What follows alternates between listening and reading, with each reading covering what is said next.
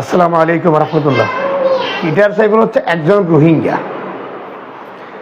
সে বাংলাদেশে 2017 থেকে সে শুরু করেছে মিশনারির কাজ।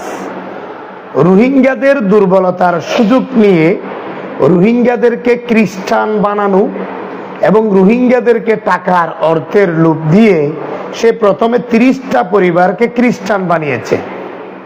এটা আমাদের জন্য লজ্জাজনক, আমাদের দেশের জন্য ক্ষতিকারক। একজন রোহিঙ্গা যুবক সে বাংলাদেশের মাটিতে বসে রোহিঙ্গাদেরকে খ্রিস্টান বানাচ্ছে। তার মিশনটা হচ্ছে 1000 কোটি টাকার মিশন। সে রোহিঙ্গাদেরকে খ্রিস্টান বানানো মিশনটি কি তার এত ছোট? এটা নিয়ে সে কোটি টাকার কাজটা চালিয়ে যাচ্ছে। সে একটা টাকার মিশন নিয়েছে। কত কোটি টাকা দিলে সে প্রতি একজন রোহিঙ্গাকে খ্রিস্টান বানানোর পিছনে তার কত লাখ টাকা দেওয়া, এরকম একটা মিশনারিতে সে নেমেছে। কৌশল হিসেবে সে ব্যবহার করতেছে যাতে স্থানীয়রা তাকে ভালো মানুষ বলে। সে বালুকালী উচ্চ বিদ্যালয়ে সোলার প্যানেল, স্কুলের ছাত্রদেরকে সোলার প্যানেল দিচ্ছে। এটা তার কৌশল, যাতে মানুষ তাকে চিনতে না পারে। সে আমাদের বাংলাদেশের বিভিন্ন উচ্চ বিদ্যালয়ে গিয়ে সেইখানে কৌশল হিসেবে কতগুলা সোলার প্যানেল দিচ্ছে। না হয় সব মিলি 10,000 টাকার প্যানেল দিয়েছে। এই প্যানেল গুলা দেওয়া হচ্ছে একটা বিরাট কৌশল হাতে নেওয়া, যাতে আমাদের স্কুল প্রতিষ্ঠান, মাদ্রাসা প্রতিষ্ঠানে সুকৌশলে ঢুকে ছাত্রদেরকে আজ নয় কাল খ্রিস্টান হওয়ার প্রস্তাব দেবে। এই প্রস্তাব দিয়ে যাচ্ছে। বর্তমানে 20 লাখ রোহিঙ্গার মধ্যে 5,000 রোহিঙ্গাকে সে খ্রিস্টান বানিয়েছে এবং ক্যাম্পের ভিতর সে 21 থেকে 22টা খ্রিস্টানের গির্জা বানিয়েছে প্লাস্টিকের। এই যে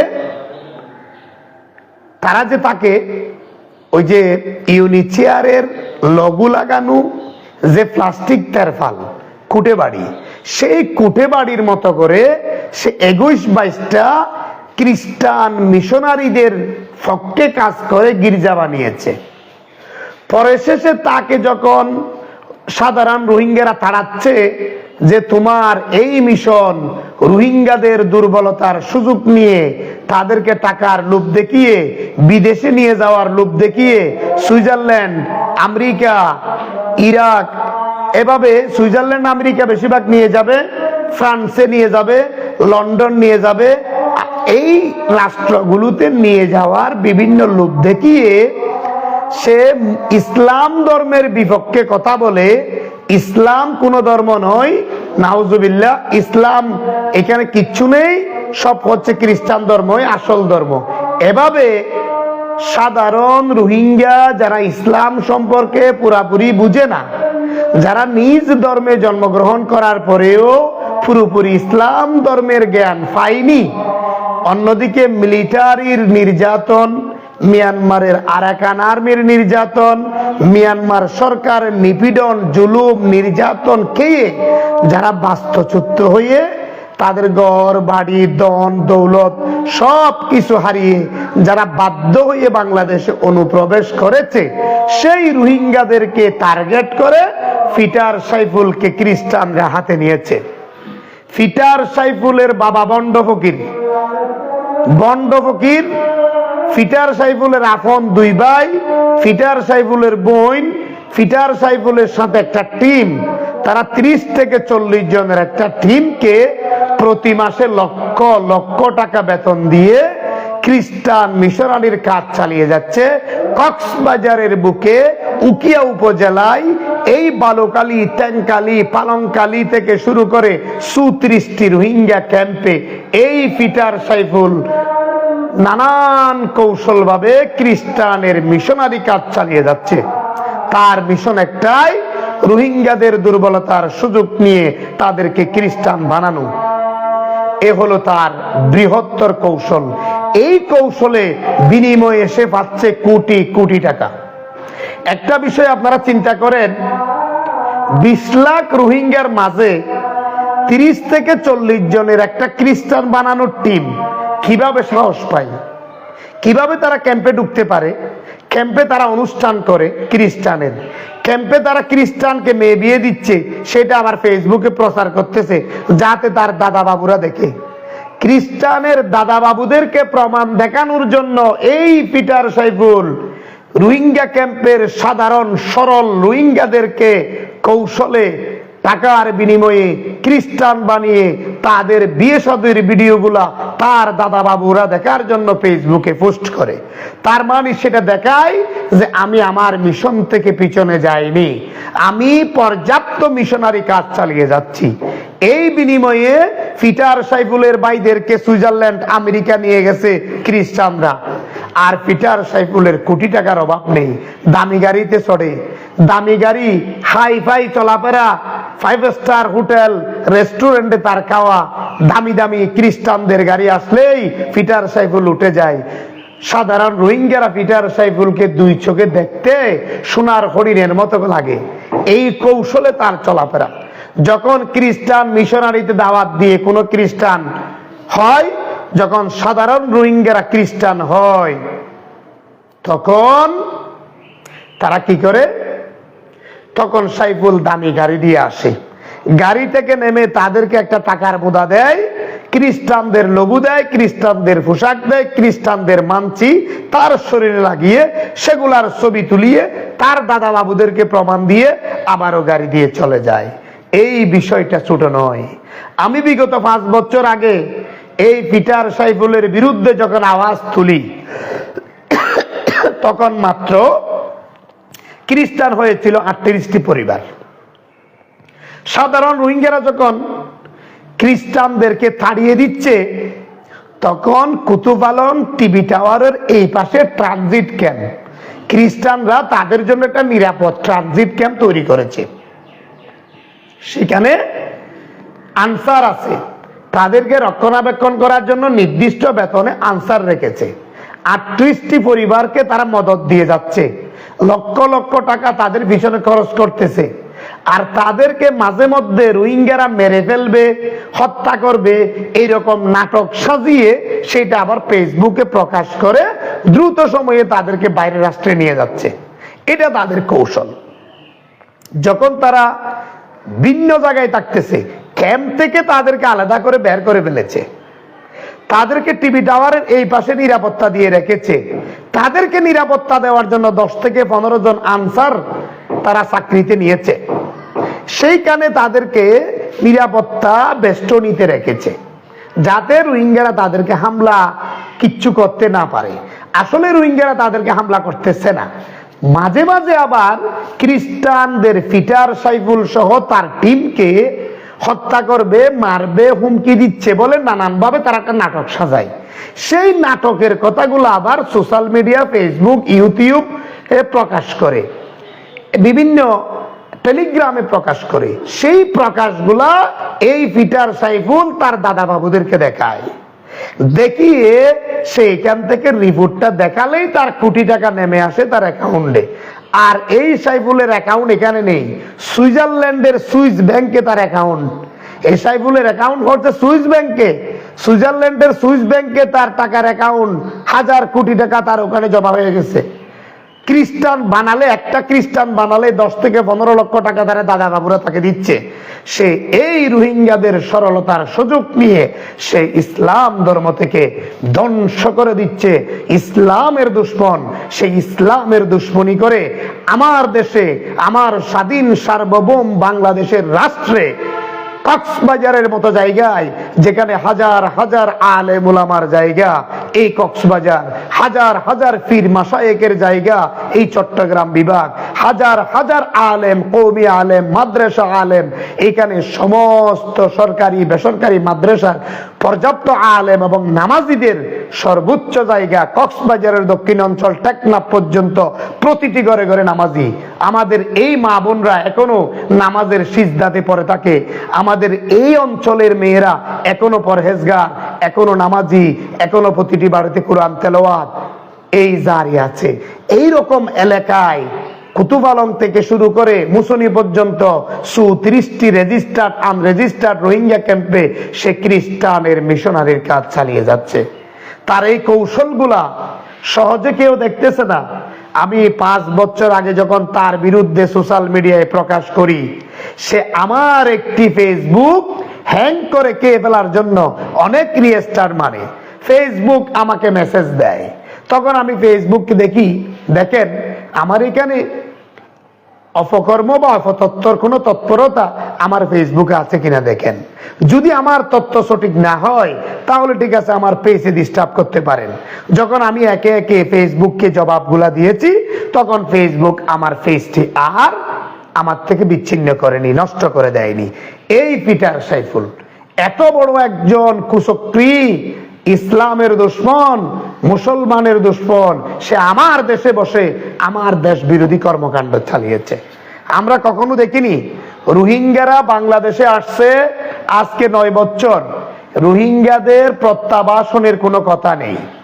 রোহিঙ্গারা যে প্রত্যাবাসিত হয়ে তাদের রাষ্ট্রে চলে যাবে, বাংলাদেশ থেকে রোহিঙ্গার বোঝা কমবে, সেই বিষয়ে কোনো কাজ আইএনজিও করতেছে না। দাতা সংস্থার কাজ হচ্ছে টাকা দেওয়া, টাকা বাইরের রাষ্ট্র থেকে কোটি কোটি টাকার বাজেট আনা। এখানে যারা মেডিসিন নিয়ে কাজ করে, যারা রোগ নিয়ে কাজ করে, তাদেরকে আমি স্বাগত জানাই। যারা বাইরের রাষ্ট্র থেকে এসে এখানে আমাদেরকে চিকিৎসা সেবা দিয়ে যাচ্ছে, তাদের মিশন ভিন্ন। তারা মানব সেবা দেওয়ার জন্য, ভাই চিকিৎসা সেবা দেওয়ার জন্য এসেছে। আর অন্যান্য এনজিওর মধ্যে অনেক কিছু আমরা দেখেছি, তারা এখানে শুধু তাদের টাকাগুলা এখানে বিনিয়োগ করতেছে, বিনিময় তারা এখান থেকে রোহিঙ্গাদেরকে বাংলাদেশ থেকে যেতে দেওয়ার পক্ষে নয়। হাজার হাজার কোটি টাকা বাংলাদেশে আনবে, তাদের মিশন বাস্তবায়ন করবে, রোহিঙ্গা প্রত্যাবাসন কখনো আলোর মুখ দেখতে দেবে না তারা। এটাই তাদের মিশন। আমি একজন স্থানীয় গণমাধ্যম কর্মী, আমি ২-১টা পত্রিকা এবং ন্যাশনাল একটি টেলিভিশনে কাজ করি। আমি আমার চোখে দেখা অনেক কিছু, আমি আমাদের এই অঞ্চলের মানুষকে, বাংলাদেশের মানুষকে দেশপ্রেম নিয়ে কথাগুলো আমি স্পষ্ট আপনাদের সামনে প্রকাশ করতেছি। আমাদের এই মিশনগুলার পিছনে ধ্বংস করে দিতে হবে। এই মিশন বাংলাদেশে চলতে দেওয়া যাবে না। আপনারা দেখেছেন ক্রাইসিস গ্রুপ ইউনূস সরকারের আমলে, ডক্টর ইউনূস সরকারের আমলে বাংলাদেশে ইন্টারন্যাশনাল থেকে একটা ক্রাইসিস গ্রুপ এসেছে। সেই ক্রাইসিস গ্রুপ যখন বাংলাদেশে ঢুকে, তখন বাংলাদেশ সরকারকে তারা সরাসরি বলেনি, এনজিওর মাধ্যমে তাদের অথরিটি দিয়ে তারা বাংলাদেশে এসেছে। তাদের নাম দিছে ক্রাইসিস গ্রুপ। রোহিঙ্গাদের উপর এত ক্রাইসিস হয়েছে, জুলুম হয়েছে, নিপীড়ন হয়েছে, তাদের মা বোনদের রক্ত খেয়েছে, নাফ নদীতে তাদের লাশ লালে লাল হয়েছে। ১ থেকে ২ মাস মানুষ ২০১৭-১৬ সালে নাফ নদীতে মাছ ধরতে পারেনি, রোহিঙ্গাদের লাশের গন্ধ। সেই রিপোর্টগুলা তৈরি না করে এই ক্রাইসিস গ্রুপ পিটার সাইফুলের সহযোগিতায় ক্রাইসিস গ্রুপ আমার বাংলাদেশের বিরুদ্ধে রিপোর্ট তুলে গেছে। আমরা নাকি এখানে বিভিন্ন আদিবাসী উল্লেখ করা, পাহাড়ে বসবাস করা ক্ষুদ্র নিগোষ্ঠীদের নাকি আমরা নির্যাতন করি, ক্ষুদ্র নিগোষ্ঠীদের নাকি আমাদের সেনাবাহিনীরা জুলুম করে, নির্যাতন করে, অত্যাচার করে। এই সমস্ত বাংলাদেশ বিরোধী শত শত রিপোর্ট তারা তৈরি করে ক্রাইসিস গ্রুপে ৪১ পাতার রিপোর্ট তৈরি করে তারা আমাদের দেশ থেকে চলে গেছে। যেই রিপোর্টের কালেকশন এখনো আমার হাতে আছে, তারা যা অনলাইনে প্রকাশ করেছে। কিন্তু এত বড় ক্রাইসিস গ্রুপ একবারও রোহিঙ্গা প্রত্যাবাসনের পক্ষে লেখেনি। এই যে রোহিঙ্গারা ৯ বছর ধরে বাংলাদেশে, তাদেরকে নিপীড়ন করে আমাদের দেশে পাঠিয়েছে, নির্যাতন করে পাঠিয়েছে। এখনো পর্যন্ত রোহিঙ্গা প্রত্যাবাসন হচ্ছে না, রোহিঙ্গাদেরকে ফিরিয়ে নিচ্ছে না, রোহিঙ্গাদেরকে আমাদের মাথার উপর বোঝা হিসেবে দিয়েছে। রোহিঙ্গা আসার পর থেকে এইখানে বেড়েছে অপহরণ, বেড়েছে মাদক কারবার, বেড়েছে আইস কারবার, বেড়েছে গরু চোরাচালান, বেড়েছে আমাদের সীমান্তে মাইন বিস্ফোরণ। সীমান্তের এই পারে তারা নানান কৌশলে আরাকান আর্মি এখানে মাইন ফুতে রাখে। এর আগে জান্তা সরকার রেখেছিল। যখন আরাকান থেকে আরাকান আর্মিরা জান্তাদেরকে যখন হরিয়েছে 2024 সালে, 2024-এর পর থেকে জান্তা সরকার যখন নেই, আরাকানে বিদ্রোহী সন্ত্রাসী আরাকান আর্মি রোহিঙ্গাদেরকে বিতাড়িত করে রোহিঙ্গাদের সমস্ত ঘরবাড়ি এখন আরাকান আর্মিরা দখলে নিয়েছে। এই আরাকান আর্মিদের অধিকাংশ সদস্য বান্দরবনের, রাঙ্গামাটির, কাকড়াছড়ির, আমাদের পার্বত্য চট্টগ্রামকে তারা দ্বিগণ্ডিত করার জন্য, পার্বত্য চট্টগ্রামে বাংলাদেশের ভূখণ্ড থেকে কেড়ে নেওয়ার জন্য নানান কৌশলে একটা গ্রুপ লেগে আছে। একটা গ্রুপ আদিবাসী দাবি করে করে উত্তাল করে রেখেছে পুরো বাংলাদেশকে। আরেকটা হচ্ছে আদিবাসীরা অস্ত্র ধরেছে সেখান থেকে সেনা ক্যাম্প খড়াতে। যেখানে পার্বত্য অঞ্চলে যেখানে যেখানে সেনা ক্যাম্প আছে সেই সেনা ক্যাম্পগুলো সরিয়ে ফেলতে, সেনা ক্যাম্পকে বিতাড়িত করতে নানান ভাবে নিজেদেরকে আদিবাসী দাবি করে তারা নানান কৌশল সেখানে শুরু করেছে। আর আমরা এখানে প্রায় 25 কোটি বাংলাদেশের মানুষ কি আমরা ফরজাতে বসবাস করি? পাহাড়ে বসবাস করা লোকরা যদি আদিবাসী হয় তাহলে আমরা কি প্রজা? এই বাংলাদেশে জন্ম নেওয়া সকল বাংলাদেশি আদিবাসী, এখানে আদিবাসী বলে কোনো শব্দ নেই, তারা ক্ষুদ্র নৃগোষ্ঠী, তারা সংখ্যালঘু, সেটাই বলতে পারবে। আদিবাসী কোনো শব্দ তারা উচ্চারণ করতে বাংলাদেশের বুকে পারে না। এই পিটার সাইফুল ক্রাইসিস গ্রুপকে সহযোগিতা করেছে বাংলাদেশের বিরুদ্ধে রিপোর্ট তৈরি করতে। আমার এই বাংলাদেশে এই রোহিঙ্গা পিটার সাইফুল তার 30 জনের একটি টিম রোহিঙ্গাদের বিরুদ্ধে কাজ করে, ইসলামের বিরুদ্ধে কাজ করে, বাংলাদেশের বিরুদ্ধে রিপোর্টের কাজ করে। আমাদের বাংলাদেশের বিরুদ্ধে তারা বিশ্ব মানবের কাছে, বিশ্ব কাছে আমাদের বিরুদ্ধে রিপোর্ট দেয়। এবং বাংলাদেশ থেকে যাতে রোহিঙ্গা ক্রাইসিস শেষ না হয়, যাতে তারা সকল রোহিঙ্গাকে খ্রিস্টান বানাতে পারে, সকল রোহিঙ্গাকে যাতে ইসলাম থেকে ত্যাগ করাইতে পারে, এই নানান কৌশল হাতে নিয়ে পিটার সাইফুল 30 জন রোহিঙ্গা যুবক ঠিক করেছে। সেই 30 জন রোহিঙ্গা যুবক তার আন্ডারে রয়েছে। তার বাবা বন্ড ফকির, পিটার সাইফুলের বাবা বন্ড ফকির, পিটার সাইফুল তার টিমে যারা যারা আছে তারা জামতলিতে কিছুদিন আগে একটা খ্রিস্টানের অনুষ্ঠান করেছে। এরপরে তারা 13 নম্বর রোহিঙ্গা ক্যাম্প হাকিমপাড়া তেঙ্কালি হয়ে ভিতরে ঢুকে 13 নম্বর রোহিঙ্গা ক্যাম্পের ভিতরে খ্রিস্টানের গির্জা করেছে। সেই গির্জার মধ্যে নানান তারা বিয়ের অনুষ্ঠান, মেয়েদেরকে জেনার অনুষ্ঠান, বেদাতর অনুষ্ঠান করেছে।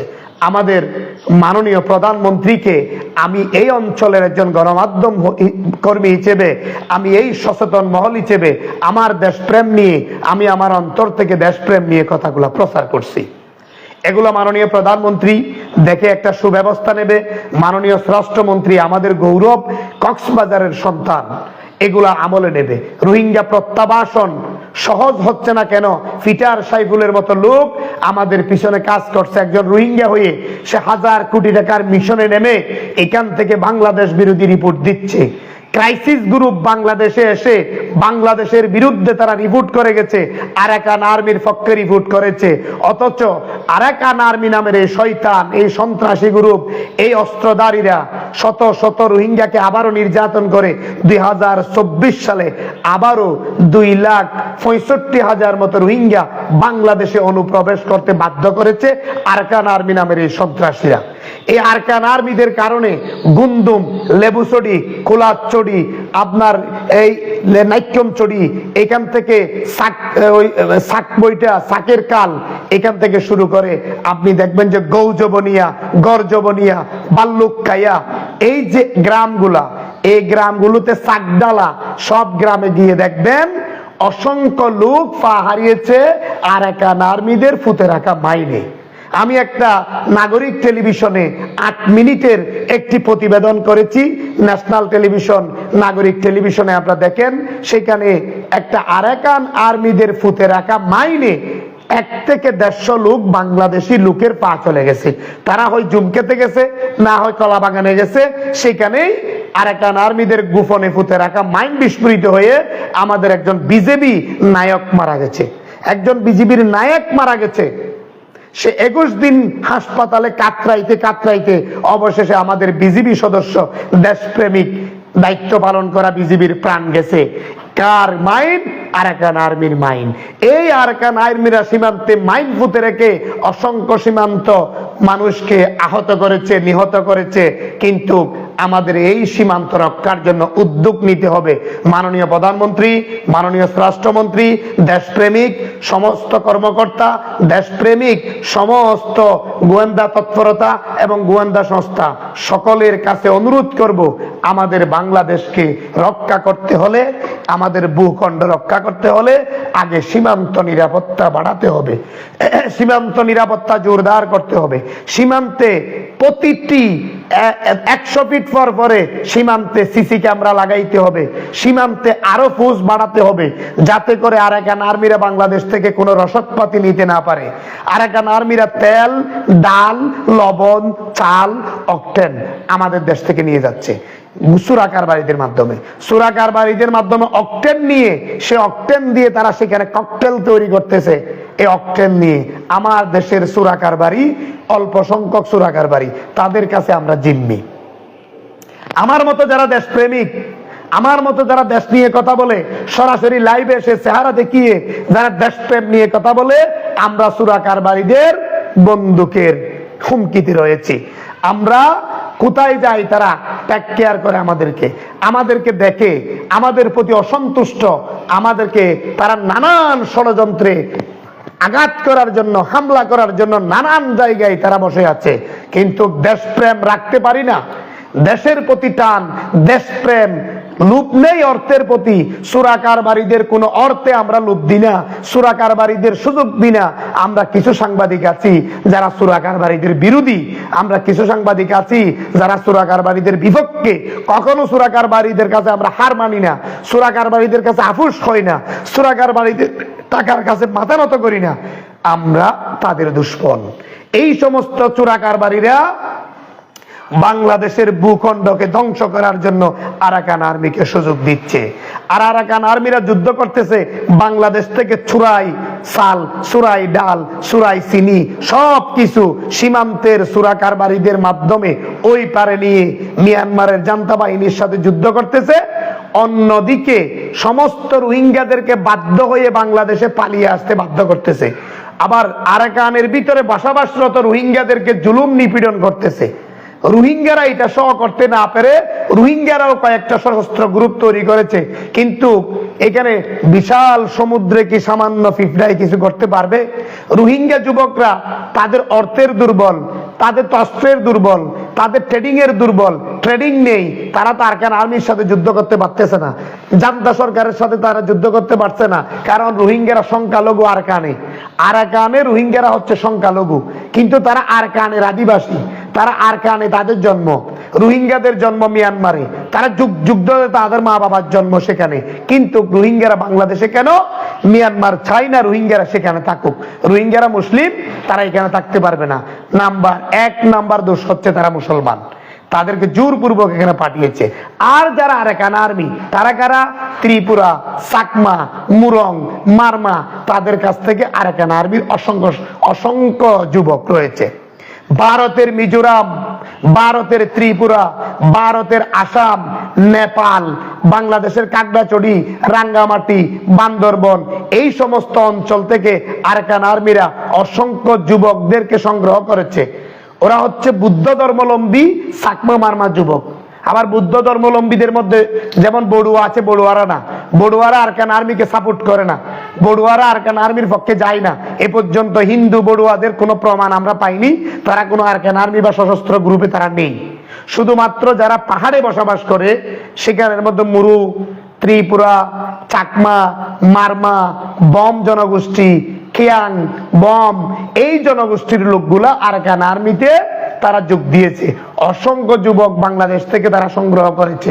সেই সংগ্রহ করা লোক দিয়ে খাগড়াছড়ি, রাঙ্গামাটি, বান্দরবনকে বাংলাদেশ থেকে আলাদা করার জন্য, আলাদা রাষ্ট্র গঠন করার জন্য, আরাকানের সাথে যুক্ত করার জন্য ওই আরাকান আর্মি নামের সন্ত্রাসী অস্ত্রধারীরা নানানভাবে কৌশল চালিয়ে সেইখানে তারা নানানভাবে হাত দিয়েছে।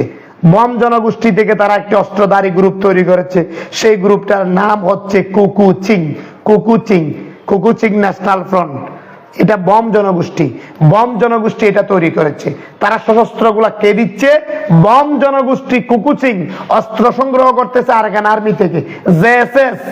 জেএসএস শান্তুলর্মার দল, বান্দরবনের শান্তুলার্মা জেএসএস, সে অস্ত্র সংগ্রহ করতেছে আরাকান আর্মি থেকে। শান্তুলার্মার নাতনি অগাস্টিনা চাকমা আমেরিকায় বসে আমেরিকার অধিবেশনে বাংলাদেশ বিরোধী কথা বলে।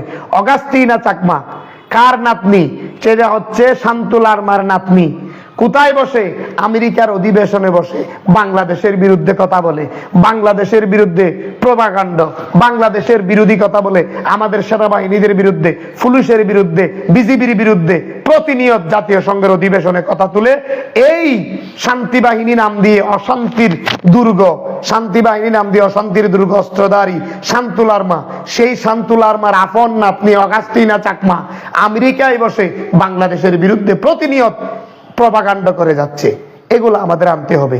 এই অগাস্টিনা চাকমাদের আবার তারা খ্রিস্টান ধর্ম অবলম্বন করে। তাহলে অগাস্টিনা চাকমার সাথে সম্পর্ক রয়েছে পিটার সাইফুলের। অগাস্টিনা চাকমাদের মতো যারা জাতীয় সংঘের অধিবেশনে বাংলাদেশের বিরুদ্ধে কাজ করতেছে, তাদের সাথে এই পিটার সাইফুলের সম্পর্ক।